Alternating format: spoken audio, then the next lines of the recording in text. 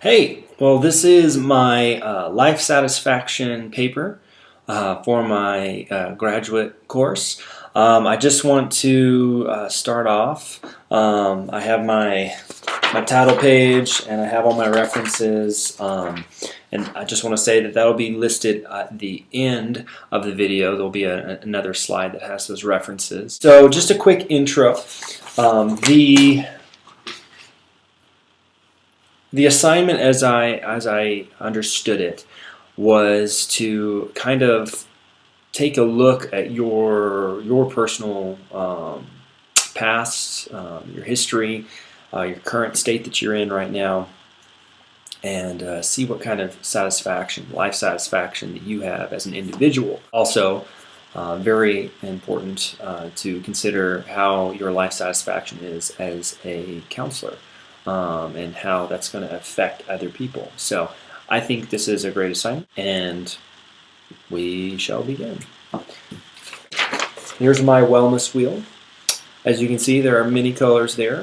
It is not well-rounded. I am not a well-rounded person. I do many things, but I am not necessarily a well-rounded individual. In terms of the two areas where I need the most improvement, it showed physical and intellectual. And so for that, we will start with physical.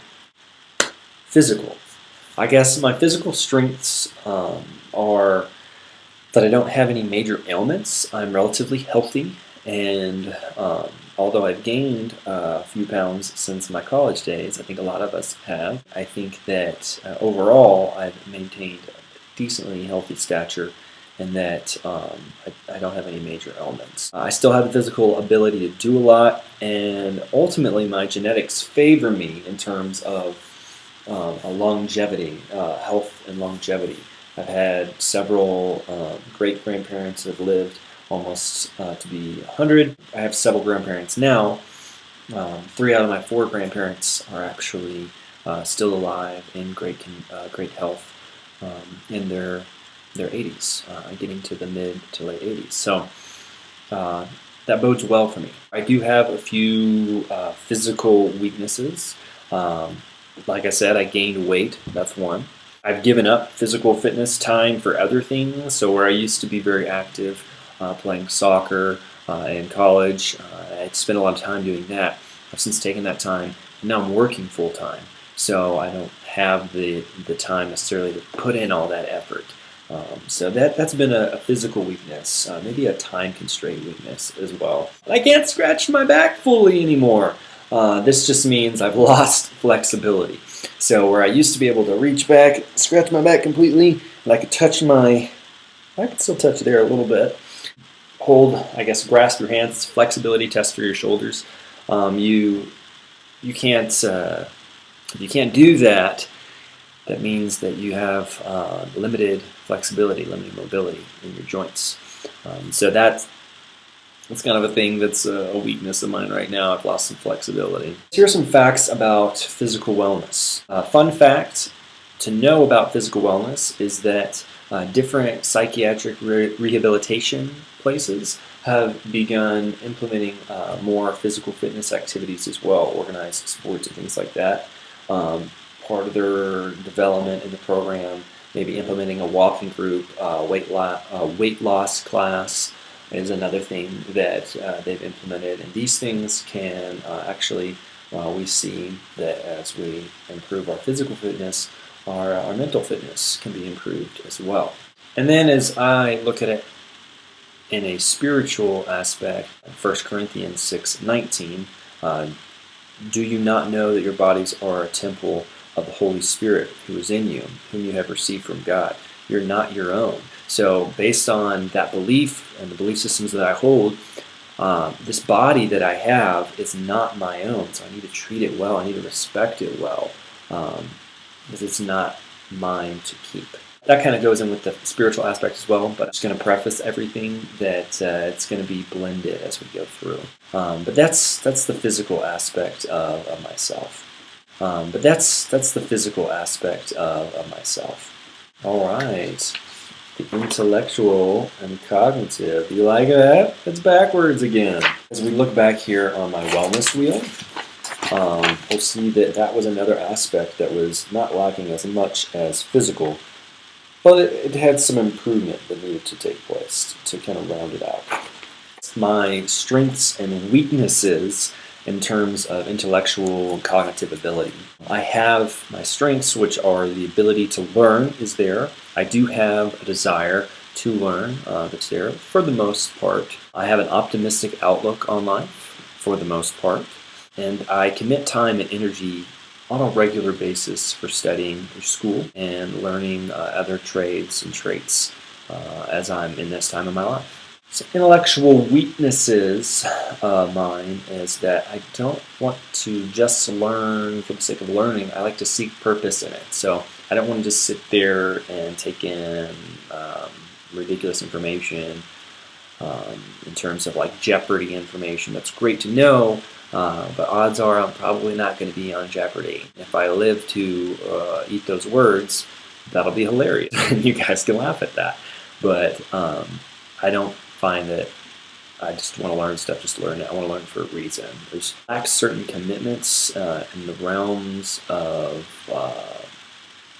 ethical development. I have a good spiritual, moral compass in terms of the world of counseling. I'm still developing that, and I know what's right from wrong, and I know what to do in certain situations, but I'm still developing that aspect.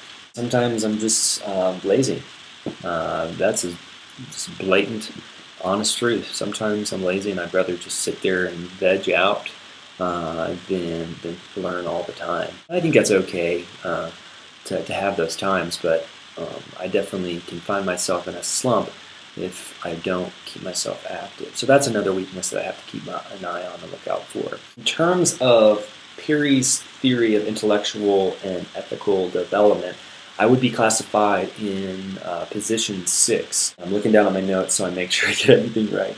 That is the commitment foreseen stage. It's possible that I could be in stage 7. The one thing that prevents me, I think, from locking into stage 7, 8, or 9 right now is the sheer fact that I might retreat sometimes. I might be intentionally temporizing. Certain things that have been brought up in this class have been really helpful.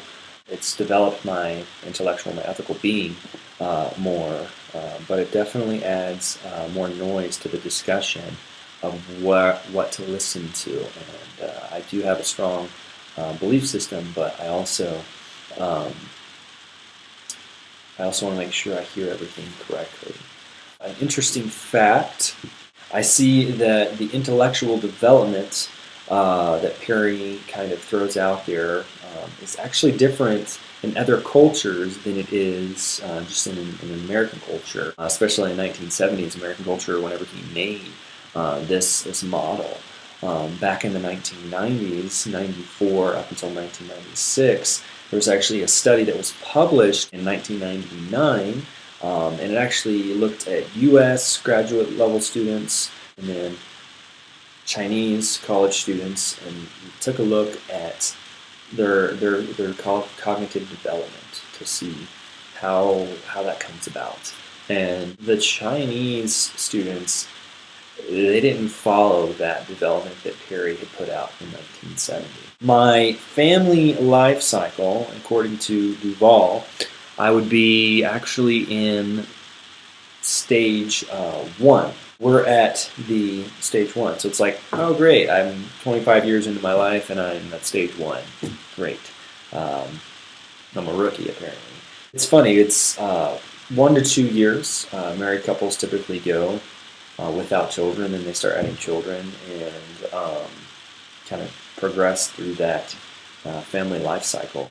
I think that cycle and that system will change over the next generation. We'll see a different family makeup. We'll see a different timeline of when these things happen. So we can't go on old models. We can't go on dated models of how the family life cycle goes. We have to update it. All right. Oh yeah, let me show my backwards sign for you again. Emotional. According to Erickson, I've already successfully gone through a number of stages. I've successfully gone through trust versus mistrust, autonomy versus shame and doubt, initiative versus guilt, and industry versus inferiority. I believe that I've really just recently, I'm 25, and I believe just in the past couple of years, I've completed the identity versus role confusion stage. I'm currently in the intimacy versus isolation stage. Being that I'm in between this identity versus role confusion and the intimacy versus isolation stage that Erickson sets up, I like the idea of Levison's theory, which his theory makes a lot more sense. There's a 5-year transitional period. I think that fits perfectly. That makes a lot of sense. There are these things that we go through, these milestones and these different traits that we achieve. But I also think that it doesn't happen for everybody at the same stage, and I think it can happen out of order a lot more than I think Erickson gives credit to him.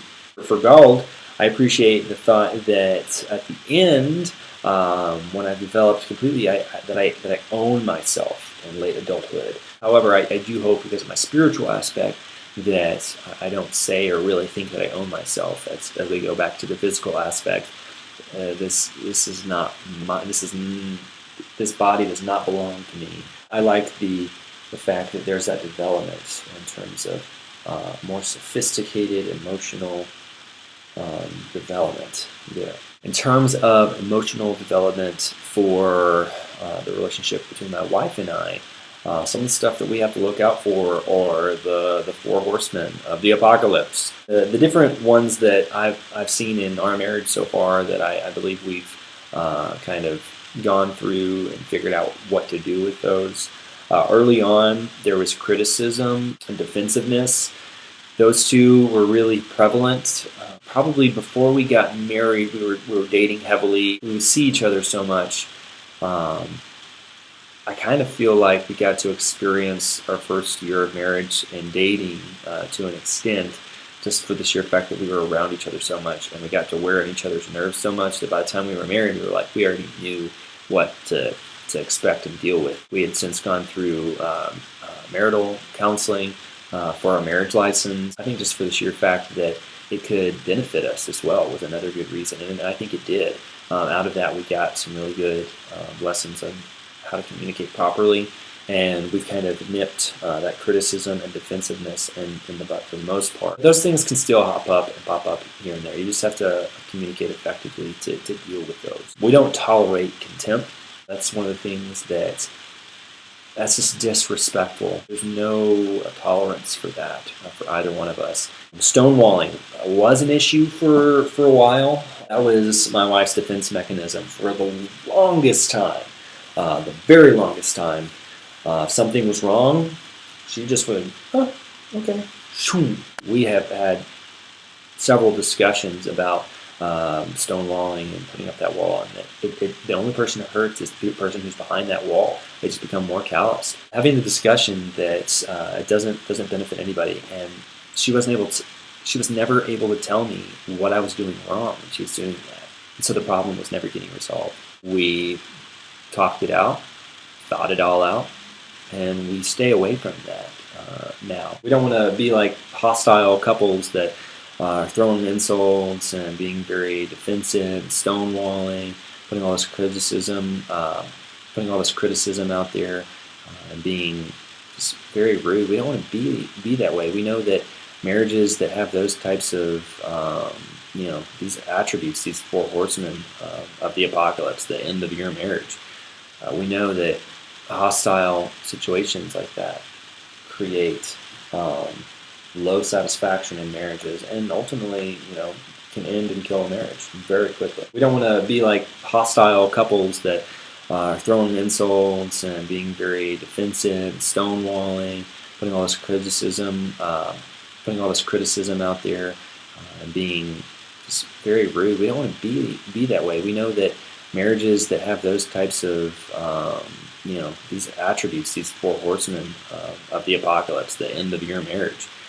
We know that hostile situations like that create low satisfaction in marriages, and ultimately, can end and kill a marriage very quickly. We're going to talk about one of my favorite things now, the social aspect of my life. I'm a pretty social being. I find that I get my energy when I'm around others. I guess some of my strengths, my social strengths, are that I am extroverted, which bodes well in social situations. I have great close relationships with my friends and family members. I would say that I have a very secure attachment when it comes to making those relationships. So it's a little bit easier for me to engage because I don't think, oh, they're going to try to cross me if I talk to them.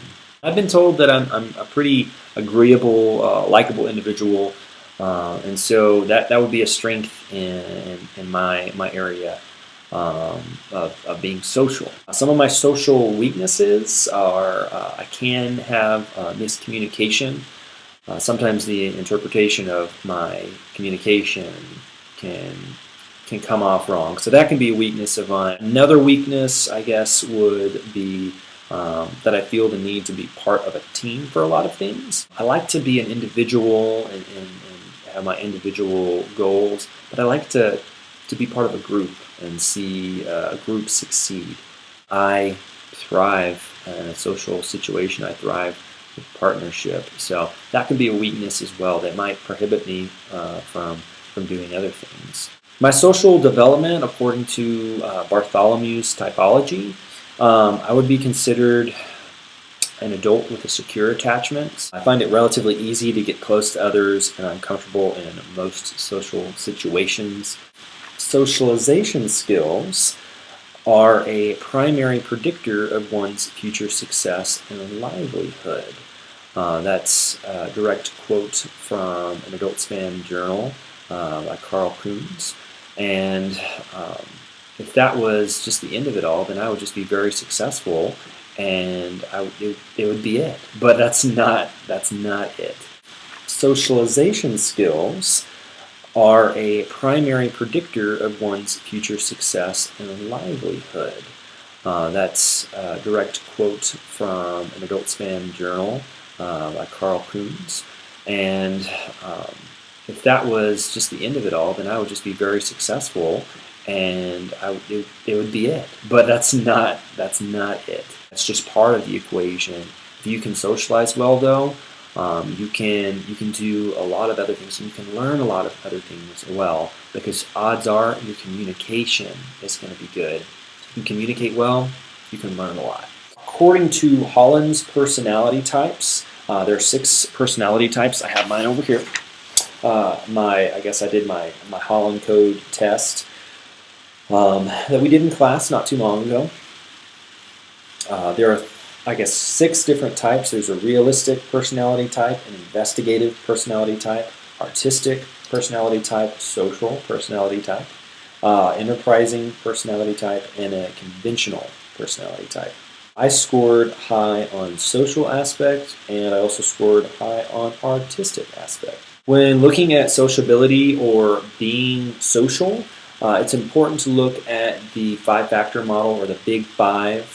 That includes neuroticism, extroversion, agreeableness, open to experience, and consciousness. I would probably be low on neuroticism. I would say I'm moderately high on extroversion. I'm a pretty extroverted individual. I'm not so extroverted that I can't enjoy time by myself. And in terms of agreeableness, like I said earlier, I find myself pretty agreeable. So I'm fairly agreeable.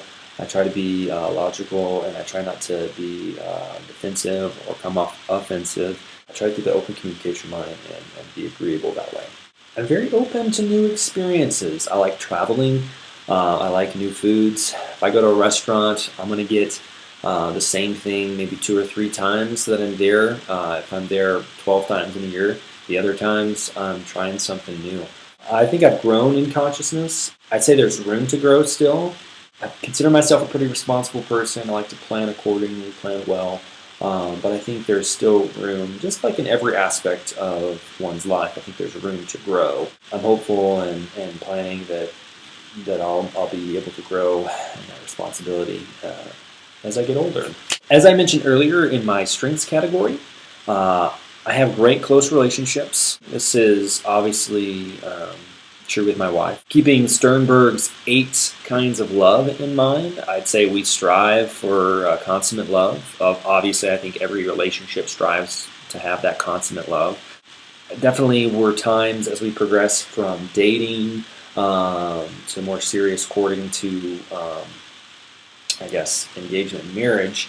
There were times where there were different aspects that showed themselves, where maybe intimacy was missing, maybe a commitment was missing when we were starting early on. These different things were missing, but now, since we've married, we've kind of locked those things together, and we strive for that consummate love. And I think for the most part, in terms of that triangle, those 3 aspects, I think we hit those 3 pretty well. Speaking of a well-rounded love, I kind of want to segue that into the spiritual aspect of my life. So, boom!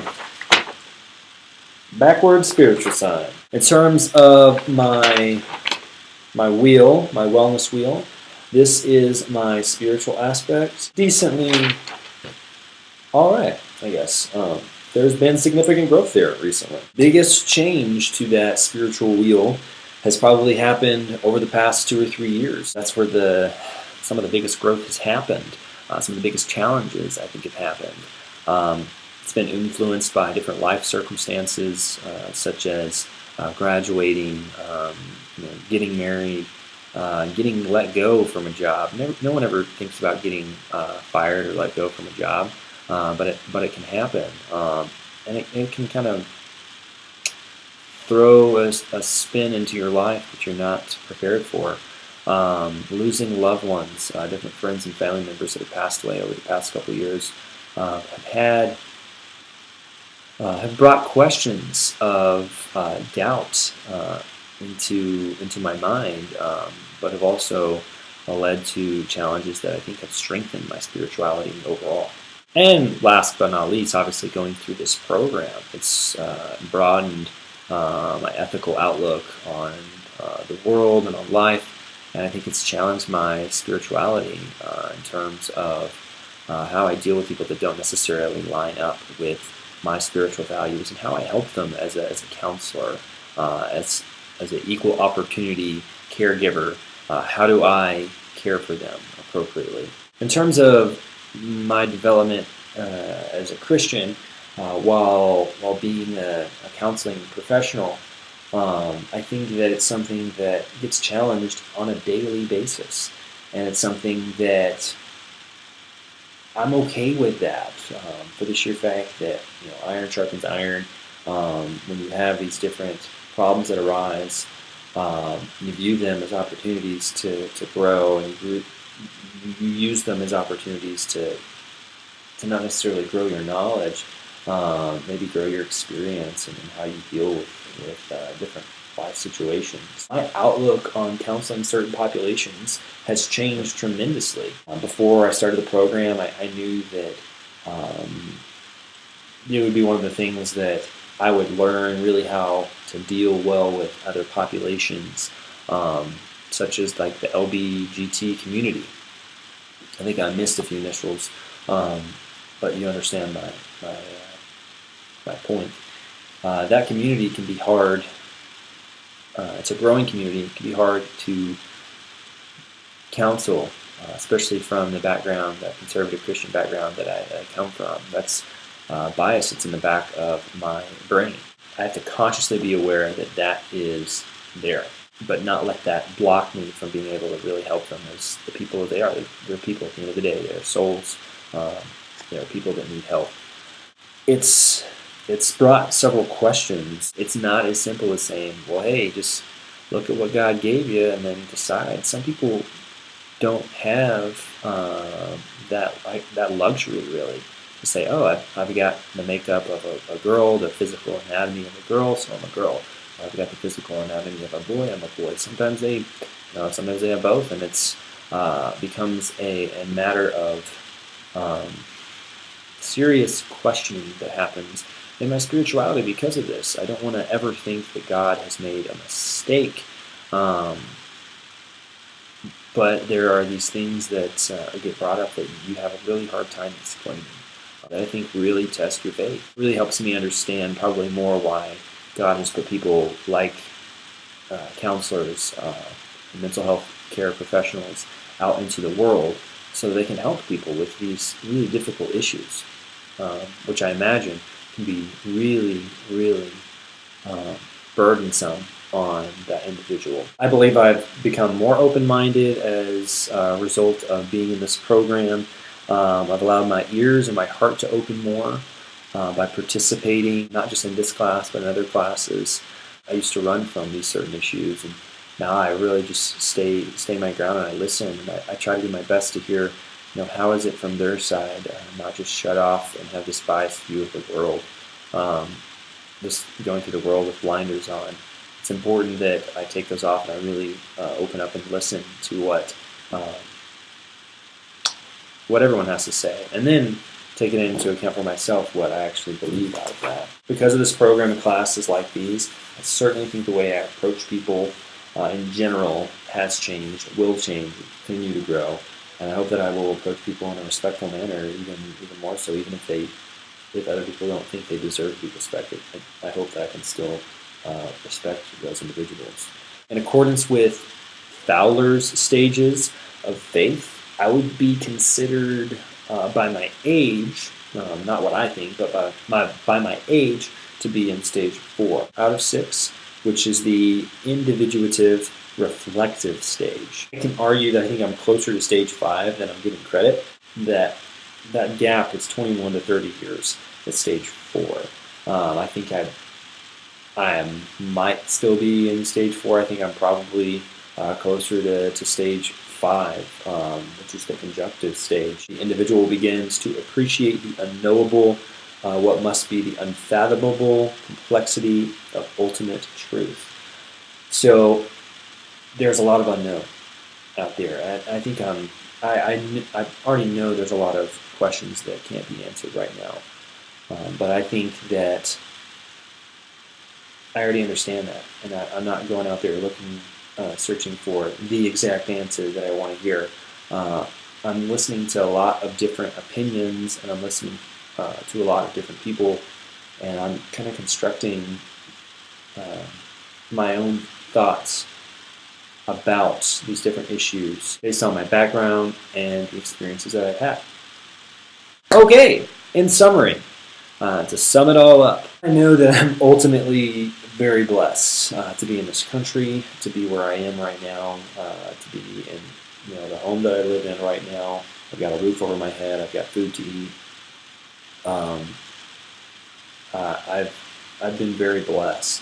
I don't need to take advantage of that blessing, and I just need to appreciate it and use the blessing that's been given to me to help others, and hopefully be able to do that through counseling. I think ultimately, in terms of my life satisfaction, thinking about my life as a blessing puts it all into perspective. There are things and dreams that I haven't completed, that I may not complete in my life, but that doesn't mean that I have a poor quality of life, that I have a bad life. That means that my outlook on life has changed and adapted, and that I've enjoyed other things. I've learned to enjoy other things, and I really do appreciate the things that I've been given. So that's kind of the sum up of my life. Like I said earlier at the beginning of the video, I'll have all my references posted, probably either in the description below. I'll probably have them posted there, but I'll also post them to the discussion board. Probably hand in my references as well for class. So I hope you enjoyed my discussion with you. I know it's very one-sided. You had to do a lot of listening, but I hope that this was educational in some form. And I hope that your satisfaction is as enjoyable, and that you have a happy satisfaction of life like I do. Bye.